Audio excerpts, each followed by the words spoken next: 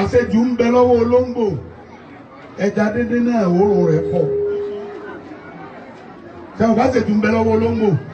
òórùn ẹja dédé náà pọ̀ àṣejù ń bẹ lọ́wọ́ àwọn EFCC àtàwọn ọlọ́pàá àmẹ́yìn ọmọ iléèwé wàhálà àti náà pọ̀ kí ló dé tẹ̀ ń lo mọ́tò tìrẹ́kọ̀ yín ń lò ẹ wá ní EFCC ń dà ìlàmù wọn láwọn EFCC wọ owó eyín lónìí wọn kó àwọn ọmọ bíi 50 70 wọn ò lè má kó yìí orin tọ́lọ̀ ń ṣe fún yẹn ẹ̀kọ́ bò ó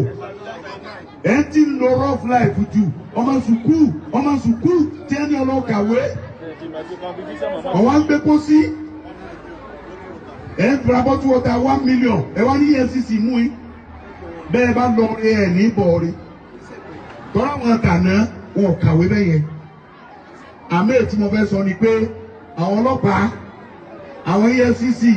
ICPC irú ọmọ bẹ́ẹ̀ tí wọ́n bá mú kí wọ́n rán lẹ́wọ̀n ní kílódé tẹ̀ tó ń gbẹ̀ yín náà wọ́n gbé POS yìí ẹ̀yin ọlọ́pàá èyí tọ́lọ́ wọn bá bí léèrè mu ẹ̀yin náà tún gbé POS yìí ẹ̀ mọ́ ọmọ lójú aago ẹ̀sìn náà POS sí ẹ̀sìn wùdúró owó lákàntì rẹ̀ ẹ̀yin náà ò ṣe dáadáa ó lè nínú ẹ̀ ṣiṣẹ́ ìjọba ẹ̀yin náà fẹ́ bọ́lọ̀ dáadáa ẹni tó bá jalè ẹ fọwọ́ òfin mú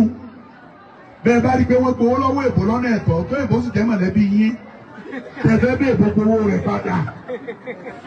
ẹ̀sọ́n tí òfin bá wí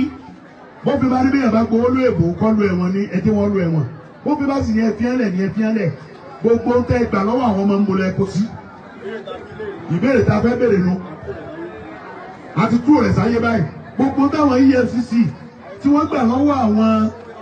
yahoo iPhone mọ́tò gbọ́dọ̀ ẹ̀dá sí ẹ jẹ́ kí Nàìjíríà orí ibi tẹ́ ẹ̀dá sí ohun tí mo fẹ́ sọ tó jẹ́